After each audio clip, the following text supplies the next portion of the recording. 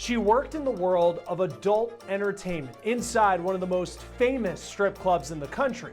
Bartending apparently wasn't just a job, it was her career. Police say she and her boyfriend lost their gigs, so they turned to violence. How police say they know that this woman and her boyfriend are the ones responsible for a nightlife legend. And the shocking place police tracked that female suspect down. We're on the case, presented by Law&Crime. I'm Chris Stewart.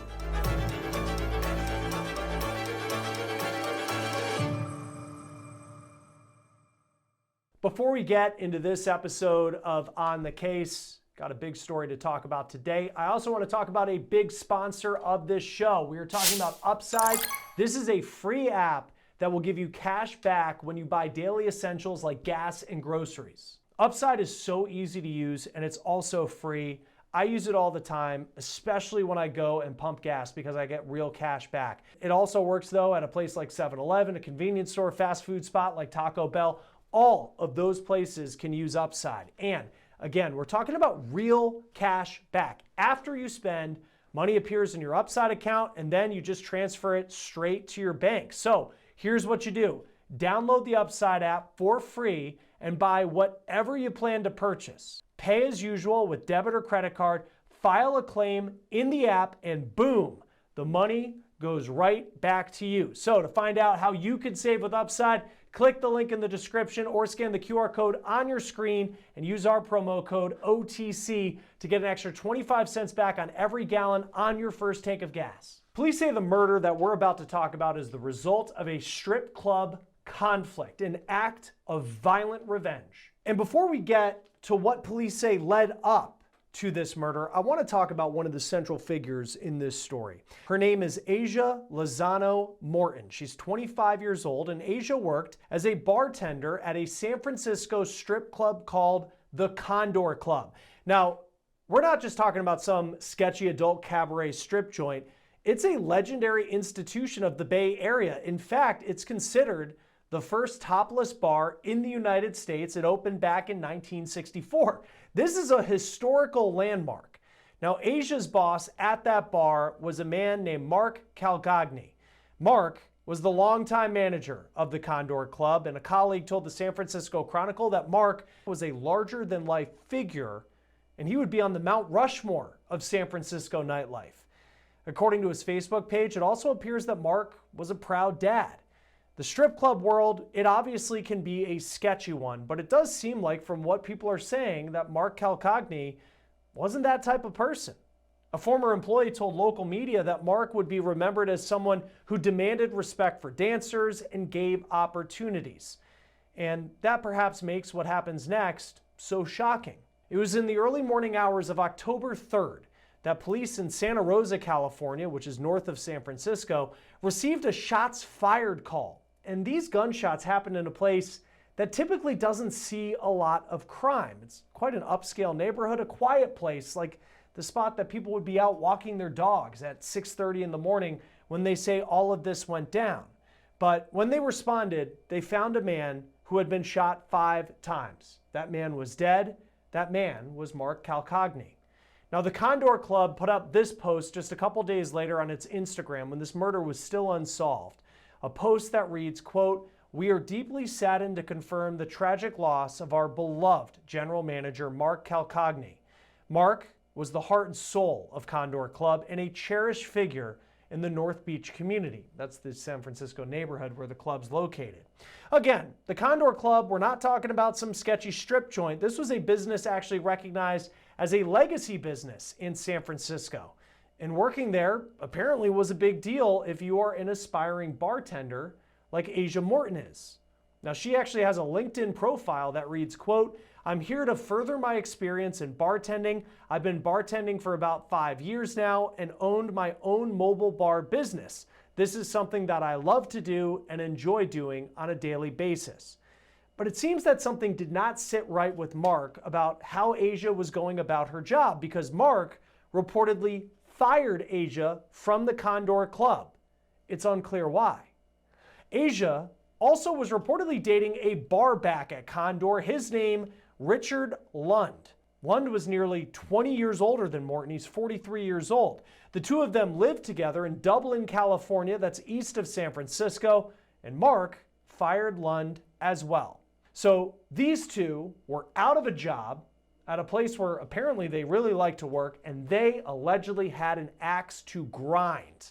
And they allegedly did grind that axe by turning to violence. Police arrested Lund and Morton for allegedly killing Condor Club manager Mark Calcagni. This is what police say went down. Police say Morton's boyfriend Lund waited outside Mark's house, waiting for him to come home from work. It was around 6:30 in the morning, and he allegedly fired 5 shots, killing Mark, and then sped away in a RAV4 SUV. Now, you think of where all of this happened. In a neighborhood that doesn't see a lot of crime. It's 6:30 in the morning, so people are awake. Someone might actually be out for a walk. This was a neighborhood where homes are right next to each other. There's probably Ring doorbell cameras all over the place, and police were able to track Richard Lund down. They say they have Lund's car, the RAV4. One big question at this point, though, where's the gun? To our understanding, the murder weapon has not been found. Now, police say Lund may have allegedly pulled the trigger, but Morton was involved in this as well, according to police. The former strip club bartender allegedly helped plan this attack. She's now facing a charge of accessory to murder. It's unclear at this point specifically what police have on her, tying her to what her boyfriend allegedly did.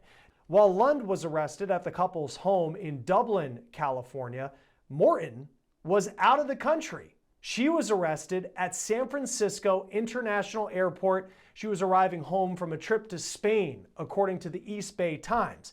Police say while that trip, the timing, a bit unusual, perhaps suspicious that she would go out of the country around the time that police were investigating a murder that she allegedly helped plan. They say at this point it is unrelated to Mark's murder. But now she and Lund are both facing serious charges. Police have said on the record that they believe that Lund and Morton acted on the rage they had for allegedly being fired by Mark. But they're also still exploring if there's more information about that. What else could have contributed to this murder? Now, police are still piecing together the timeline of events, and at this point, they have not said just how long Richard Lund may have been waiting outside of Mark's house before he allegedly killed him. Lund and Morton have both made their first court appearances in Sonoma County, California. That's where Santa Rosa is. It does appear that Lund is still being held without bond on a charge of murder, as well as 2 counts of illegally possessing a gun. He's also facing several enhancements to his charges because he's already a felon.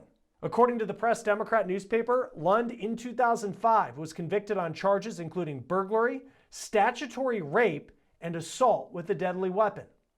Joining us now to talk more about this case is retired detective and law enforcement instructor Matt Irvine. Thank you for being with us on Law&Crime. I know you know the area of San Francisco well, from not only being born there, but your career in Northern California.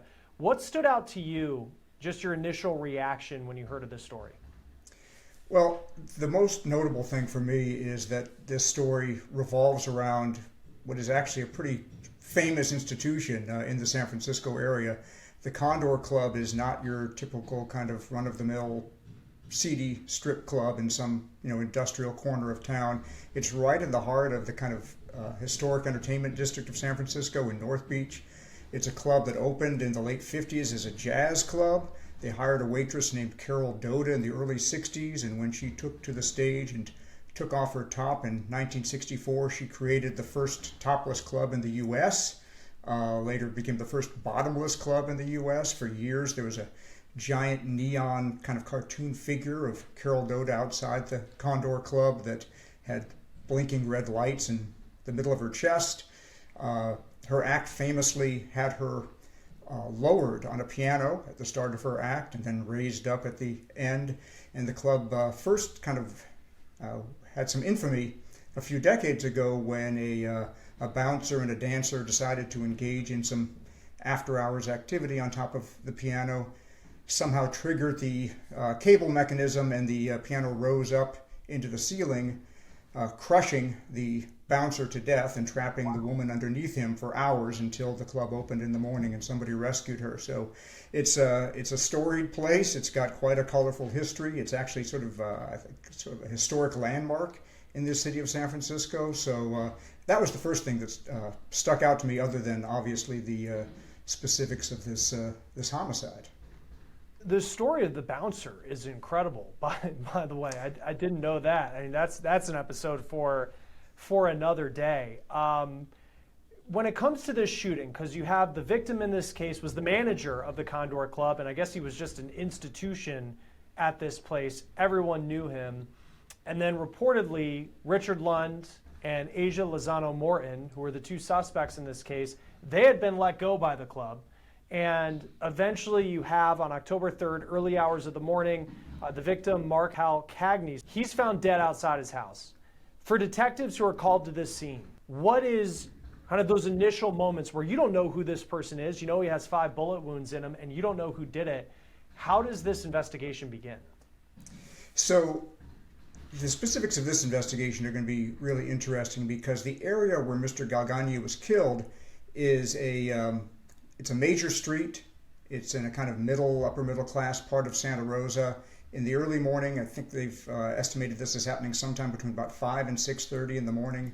This is a place where people are getting up and getting ready for work. They're getting their kids ready for school. They're walking dogs. So it's if you're trying to get away with a homicide undetected, this is a pretty lousy time and place to do it. So that's a good thing for the police in this case. There's going to be no shortage of potential witnesses, no shortage of potential digital evidence in terms of Ring cameras and other kinds of home security systems. So when the detectives get there, the first thing they're going to do, obviously, is just secure the immediate scene.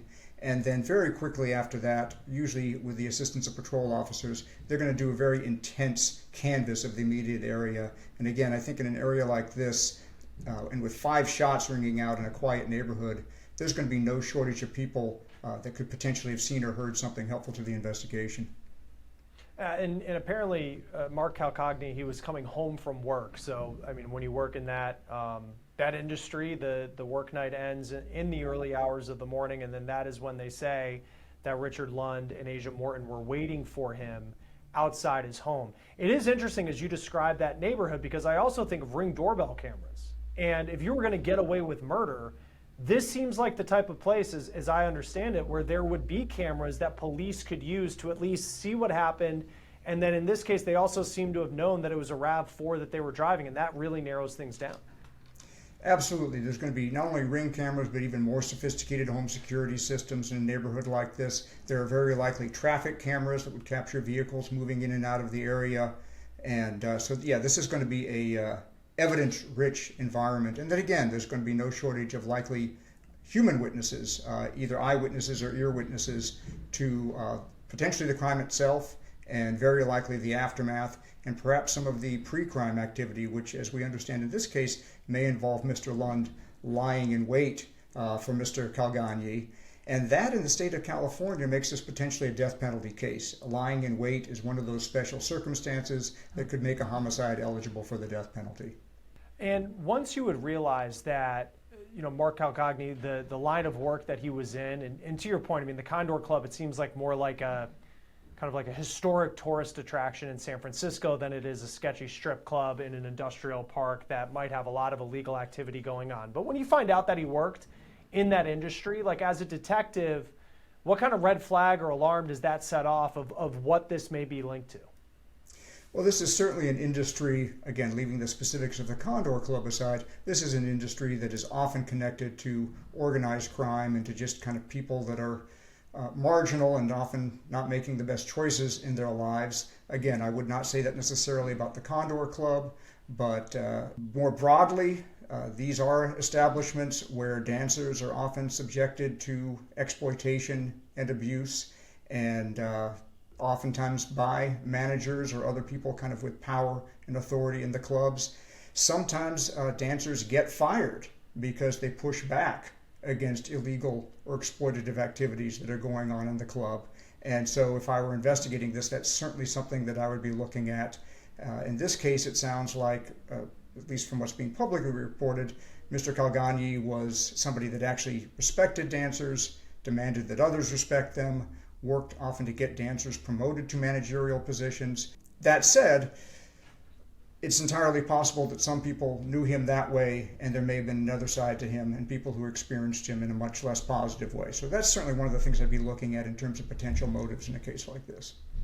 Yeah, and to your point, I mean, I've read, people have come out since his death, talking about how he was I think the term mentor was used, that he was someone who did not seem like a sketchy figure in a world where there is a lot of sketchy people.